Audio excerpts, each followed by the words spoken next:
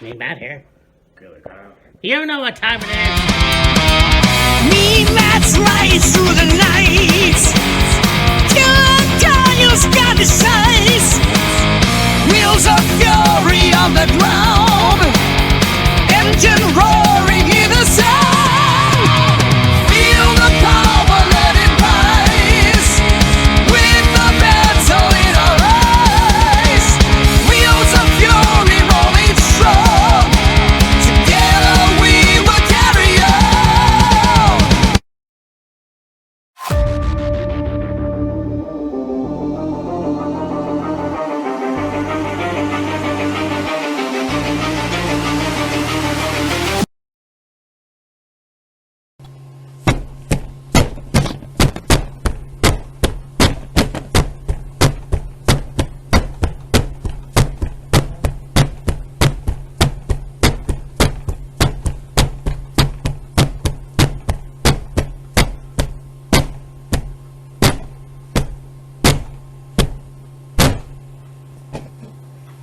Live from Rout's room here in Peterbilt, Carolina, we bring to you STARRCADE 84. Baby!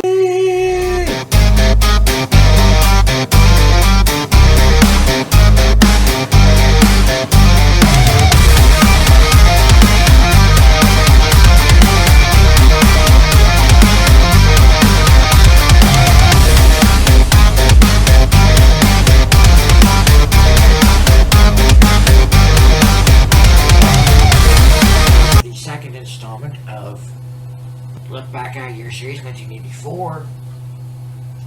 Last time we WWF, I don't think it was the pay-per-views, or it was the Primetime Wrestling. No, it was Black Tuesday. That's right, Black Tuesday. WCW. And what a show this was. Yes. We just finished off this show. Greensboro, North Carolina.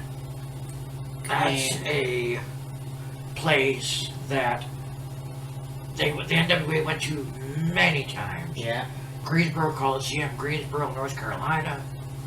You look at what happens in WWF in the North. Yeah. And WA in the South. It's one of those things where you look at also two different styles in wrestling, like WWF. WWF at that time was getting into more theater skits and all that kind of stuff. And NWA was like down home, dirty, professional wrestling. Now, this was 1 year before WrestleMania 1. Yes. Now, WWF at the time really only had like primetime wrestling and Wrestling Challenge, I think. Not very many TV shows, if you will. Yeah. And then we get into WrestleMania, and then we go from there. This was the NWA was where you really like you watch, WWF, all those guys. The NWA was gritty, down home, physical, brutal, well, aggressive, brutal at times. Just like a true Southern promotion, if you will. Yeah, like you never saw a lot of blood in the North. No. You never saw a lot of blood in WWF or... Yeah, it was mostly Mid-South Mm-hmm. and WA and all that kind of stuff. Yeah. Which I think is a bit refreshing. Again, a lot of wrestling fans, you can enjoy either or. Or you can enjoy both. I don't know what it was like back then. Yeah. But, I mean, this was cool because you had Gordon Soley and Bob Caudle. Yes. And they were behind glass, it looks like. I believe they you can look behind them and you can see the ring, you can see the crowd, I feel like they were in like probably a box somewhere in the stadium. Yeah. Yeah. Bob Caudle and legendary Golden Sully. Yeah. Now this was, I will say, 3 years-ish before Jim Ross came into NWA. Right. And Jim Ross and Bob Caudle were calling matches for the NWA. And those of you that are wrestling historians, I will say, will know that one of Gordon Sully's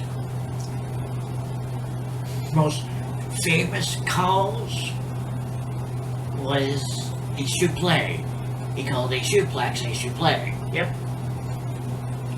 But it's kind of hilarious. I think Yeah. also give credit to Jim Dugan. But, I mean, you had a lot of unknowns that eventually became famous in the wrestling world. Earl Hebner. Yes. You had a very young Tony Schiavone. Schiavone, yes. I mean, this was kind of one of those things where it was a big fight feel. Oh, absolutely. It was exciting.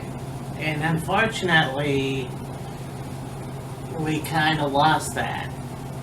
In a way, yeah. Yeah, I mean, not completely, but we kind of lost it. I think that, yeah, this was kind of the hottest ticket at the time. Oh, absolutely. And I know that, as Kyle said, a year later, you would have WrestleMania coming in, which is, of course, WWF's answer to STARRCADE. Yeah. So, I mean, and a lot of people are going to be like, well, WWF, Vince McMahon was just jealous. Okay, yeah, but you have to have competition. Yeah. So, and I mean, at that time, really, there was no competition in other sports. No, I mean, you could, like, this was still the territory days. Yeah. So, competition really wasn't that big of a thing. No, but it's just the way it is. Yeah. Anyways, let's get to it. Yes, sir. This show, like STARRCADE itself, was many years before Clash of Champions, but pretty much every match on this card was a championship match.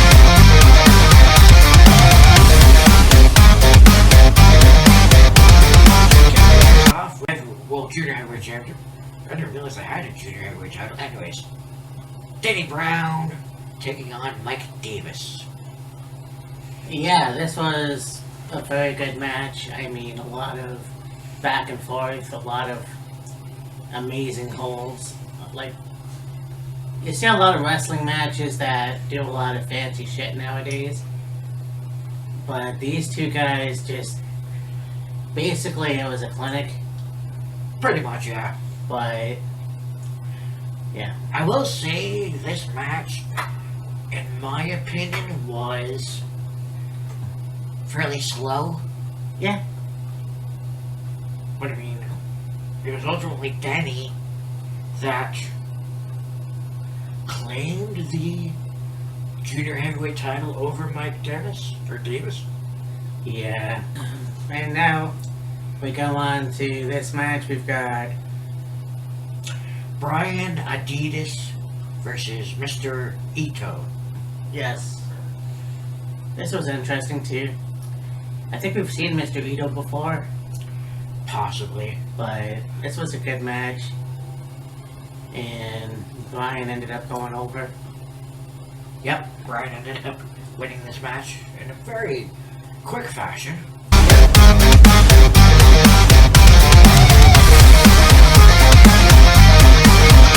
To the NWA Florida Heavyweight Championship. You got Jesse Barr taking on Mike Graham, the son of Eddie Graham. Yeah, this was interesting too. I mean, I think Mike was a heel. No, Jesse was the heel. Foul! Yeah. Well, meanwhile, Jesse won by putting his feet on the ropes. Yeah. Of course, Earl Hebner didn't see it Yeah. and counted 3. Wouldn't be the first time he screwed somebody over. Yeah, anyways. But yeah, I think Mike, it's unfortunate the way things happened with him. I know that the family was basically ridden by suicides, and unfortunately it had caught up with Mike. Yeah. But I don't know too much about Jesse Butter. Well, see, that's the thing. Like, you look at the first 3 matches, okay? Denny Brown, don't know much about him. Mike Davis, not really anything about him. Brian Adidas, know nothing about him. Mr. Ito, maybe Jesse Barr, nothing about him. Then you go to Mike Krabs, like, okay, we know somewhat of Mike Krabs. Like, we've seen matches of his, of course. His dad being Eddie Graham. Yeah. So now we go on to a tag team match.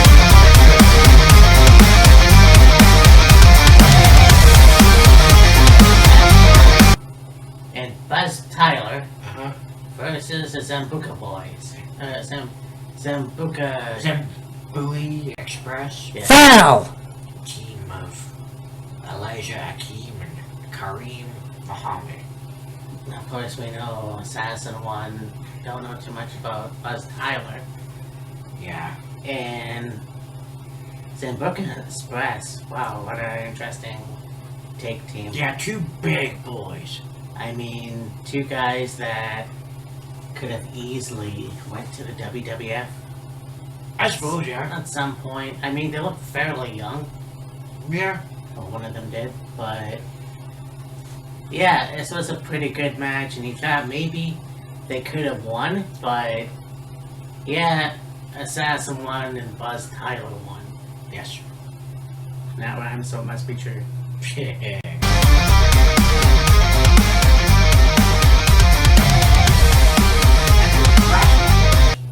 Championship. Yes, that was also a thing.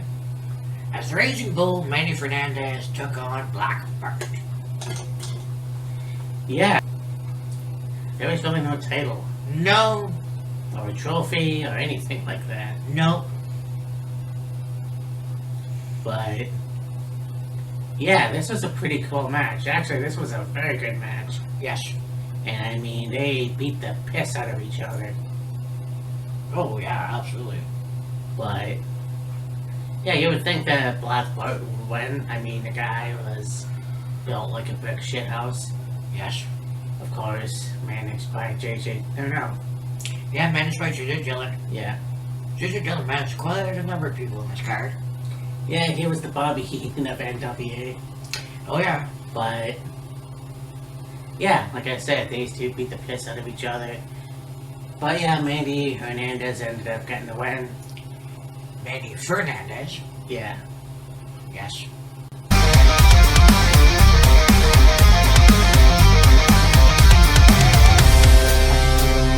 Street fight where loser leaves town. Yeah, number 1, Paul Jones taking on the Boogie Woogie Man, Jimmy Valiant. Yeah, Jimmy Valiant. I wish they would have put a title on him. Yeah, I'm pretty sure they put the tag team titles on him and his brother, I but believe so.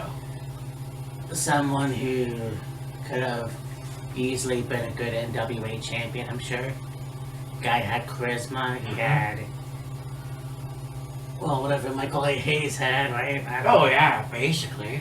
But, I mean, this was a good match too. Paul with his wedding suit. Paul Jones was decked out, full tuxedo. Yeah. Jimmy had on the, I call it a blazer, and the pants. Then underneath he had like a t-shirt with like the tie and the pals, I think that's what they're called, and like a flower and whatever. Now I thought you won the match by stripping the tuxedo off your opponent. Well, early on in the match, Jimmy Valiant ripped the tuxedo completely off of Paul Jones. And third of the match, they're fighting each other, and then I think it was a tag rope.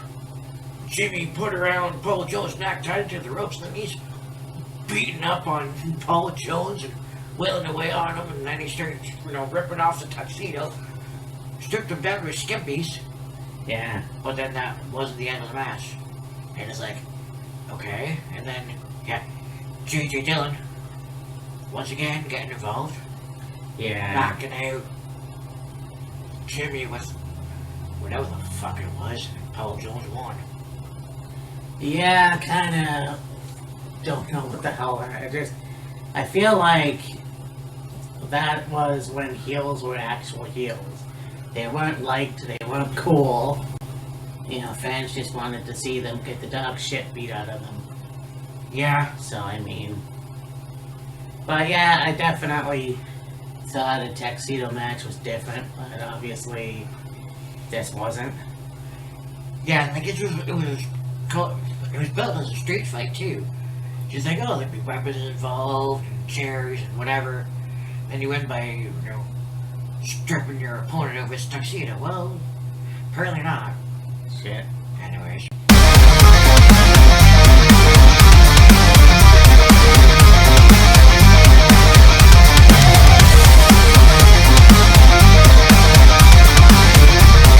WWE Mid-Atlantic Heavyweight Title Championship.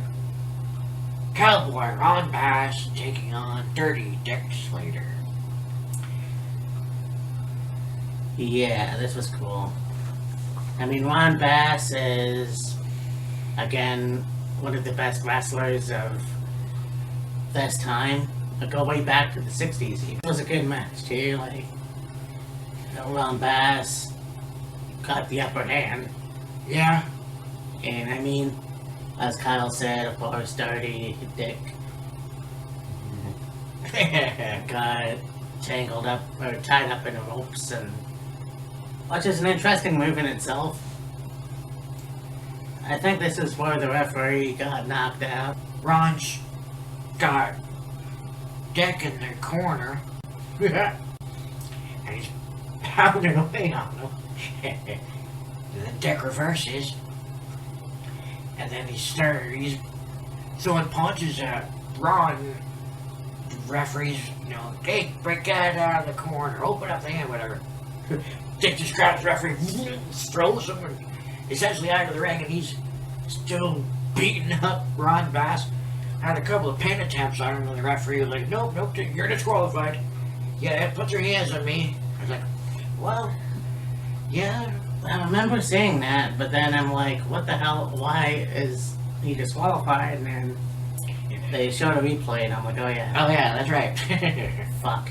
So, this was a good match. Those two guys are definitely, I could say a lot about Dick Slater, but still two of the best wrestlers of the 80s, and you could say also all the way back to the 60s or whatever. But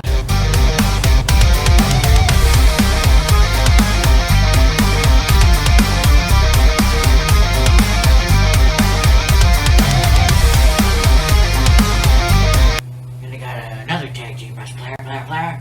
hello. The Cool-Offs, Ivan and Nikita, taking on Ole Anderson and Keith Larson. Now, it was, I believe, a tag team match with Ivan and Nikita and Ole and Don Cornado. And the Cool-Offs injured Don, so Ole recruited, Keith to be his partner, and Keith is the brother of Don. That was a lot to say. Yeah. One of the things I liked about this team was you got two guys, one from Ontario, one from Minnesota, and they're Russians. Yeah. And, if you're a kid in the 80s, you wouldn't know that, obviously. Yeah. But I mean, that paved the way for Santino Marella and, like, Lana, I guess. I don't know. A bunch of, you know, American Canadian people that would go on to pretend that they're from other countries, I guess. Yeah. But two guys that were popular back in the NWA and shit like that too. I'm gonna stop rambling. Yeah. This was a good match. Oh yeah, I would say this is the most physical match of the night. Yeah, it was a pretty fun match. Ivan almost got his arm ripped off. Yeah, really.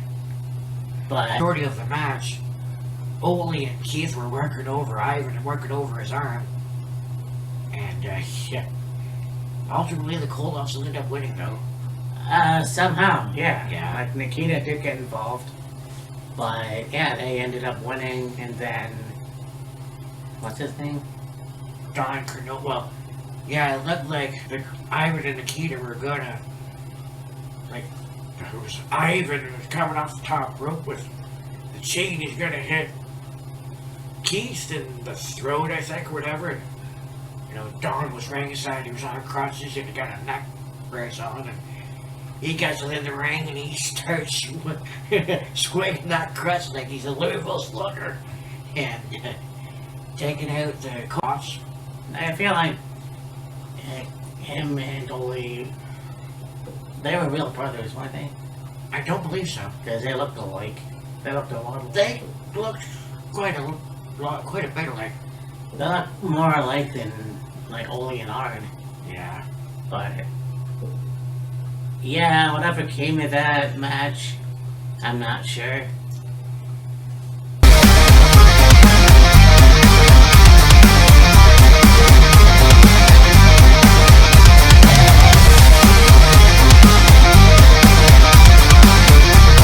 Now you go on to the NWA Television Championship. The champion, Tully Blanchard, taking on the Dragon, Ricky Steamboat. Now, I wasn't referred to as the Dragon at this point. But, yeah. Yeah, he was known from being from Hawaii. He came out with the lay-on, and I said to Kyle, he was doing an interview with Tony, and I'm like, I never thought that he was that jacked. Oh, he had a pretty good build. Like, I knew he had a physique and all that, but like, he was like really fucking like, Oh, yeah, he was quite well muscled.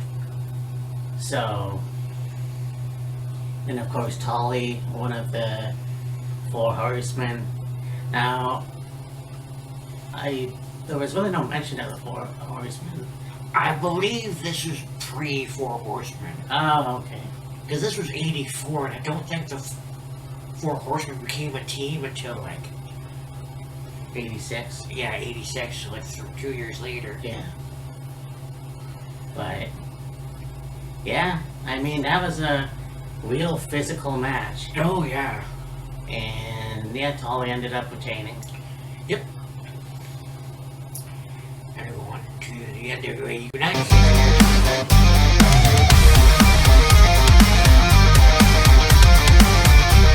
Wahoo McDaniel against the superstar, Billy Graham.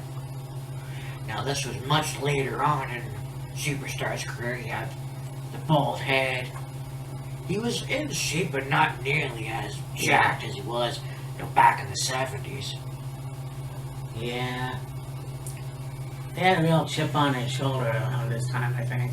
I believe so, yeah. Because he really had a different attitude than he did back when he wore the tie-dye and Yeah. he had the long blonde hair and all that. But, yeah, different personality. Yes, sir. And Wahoo McDaniel, what an interesting wrestler he was. Oh, yeah, and he had many guys in the NWA. You know, Ricky Steamboat in his interview mentioned he had crossed paths with Wahoo. Wahoo and Tully Blanchard battled many times. Wahoo McDaniel and Magnum TA, several others. Yeah. But yeah, Walker McDaniel ended up going over, retaining the title. Yes.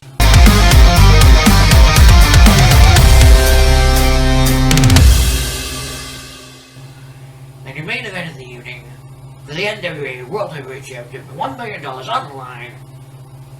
The NWA World Heavyweight Champion, the Nature Boy, Ric Flair, versus the American Dream, Dusty Rhodes, if you will. Yeah, kid. Now, they had 3 judges. One of them was also the referee in this match. Legendary boxer Smoking Joe Frazier. NASCAR driver Kyle Petty. And Doc? Japanese wrestler, anyways. Yeah. This was a really good match, too. I mean, I can't say enough about Dusty and Rick. Yeah. I mean, these two had a really, really good chemistry. Oh god, yeah. I mean, with the matches that they've had in the 80s, like well, I could say 9, no, I'm not even sure how many matches they had in the 90s. I honestly don't know if they wrestled each other in the 90s. They wrestled each other multiple times in the 80s. I don't remember if they wrestled each other in the 90s. I don't think they did. I mean, they could have even wrestled in the late 70s, who knows, but bottom line is, these two guys always put on a hell of a match. Oh yeah. And unfortunately, this wasn't one of them. No. I mean, he had Dusty put Rick in a figure 4 leg lock. Well, they were on the other side, and they're fighting, and then Rick pushed Dusty into the post. Dusty got busted open. They get back in the ring, and they're fighting, and, well, the match ended up getting stopped because of the cut over to Dusty's eyebrow, forehead, whatever the fuck it was. Yeah. Oh, he was pissed. Yeah, he was wanting to rip Joe Frazier to shreds, and then, you know, they had an interview with both Dusty and Rick after the match. You know, Tony Schiavone doing a bunch of interviews. They did one with Rick and, of course, Dusty pre-match, post-match. Did an interview with, of course, Ricky Steamboat doesn't mention. Did an interview with Tully Blanchard and J.J. Dillon. You know, talked with, of course, Joe Frazier, Kyle Petty, and the Japanese dude. Yeah. Yeah. And in the post-match interview, that's like, I've never had a match stop in my life. I know this is a man's sport. We're tough.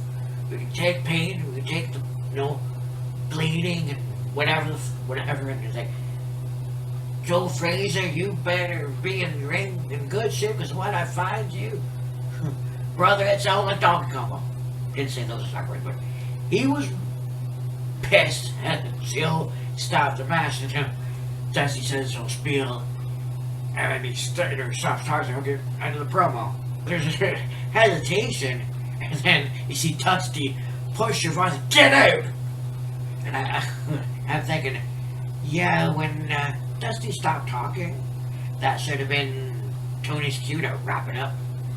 Yeah, I think he was fairly new to the wrestling business. I even said that to you. Yeah. This was, I was there pretty early. Like, I'm not exactly sure when Tony got into the wrestling business. Yeah. But yeah, you can tell, he did a good job. Like, there's a couple of moves where you can tell he was new to the business. Yeah, I think he was around 24, 25. Right. And it's like, yeah, he kind of definitely needed some more training on how to be a good announcer. Now, of course, over the years, he did get better. And then, you know, when he transitioned from the NWA to the WCW, eventually, Tony went from being an interviewer to a commentator. Yeah, and I mean, still doing it to this day. Uh-huh. I mean, 40 some odd years later, it's like, Yep. this is a very cool thing, because yeah. a lot of wrestlers nowadays. Some of them still show up here and there, but like when you look at announcers, Tony has got to be one of the oldest announcers out there that is still doing it. Well, longest tenured. I mean, I see the one that probably has. I say probably slightly more experience and a slightly longer tenure than Shivani is JR. Yeah. Yeah, pretty much. And that is STARRCADE 84. Oh, I was thinking about this. Well, as the show's going on, we're talking about, of course, the end of the well-known, highly regarded match. Ric Flair, Harley Race, Steel Cage, STARRCADE 83, NWA World Title. Ric defeating Harley for the title. Yeah. And they said Ric was a 3-time NWA World Champion. If I'm not mistaken, that match with Harley was Ric's first ever World Championship. And so how could he be 3-time World Champion when I'm quite sure when he defeated Harley in the cage, that was his first championship. His first NWA World Championship. And then, fast forward the next year to STARRCADE, he's the champion. Now, I mean, unless between those two STARRCADE events, he lost the title and gained it back. But, I mean... Yeah, if you want, go to James Romero's website. He did a deep dive into... Yeah, Ric Flair isn't the 16-time champion. He's one more than that. So technically, he's in somewhere in the 20 range or something. I mean, you could say, recognized 16-time world champion. Yeah. Unrecognized 25, 26, something like that. Yeah. Because next 1 week today. Yep. Is Death Before Dishonor. Got Death Before Dishonor. Got NXT Hate Wave. Well, is it NXT AWA? Heat Wave or? I don't believe it's a combined show. I think it's AAA and Heat Wave are doing 2 separate shows. And then we're going all the way to London, back to Wembley for AW All In. That's what we will be starting things off with. Now, one thing I did notice is, well, 2 things. One, the show's it's NXT Heat Wave Texan. Okay. So I believe they're going to be somewhere in Texas. 2, the show starts at 3 p.m. 3. Oh shit. Which means we'll still be watching All In when that starts. Yeah. Okay, well, that should be fun. Yeah. But yes, this has been another Wheels of Fury, and still got a lot to get through. You got that right. And yeah. So until then, I mean Matt, Killer Kyle. Get well soon, JR. Indeed. Deuces. Later.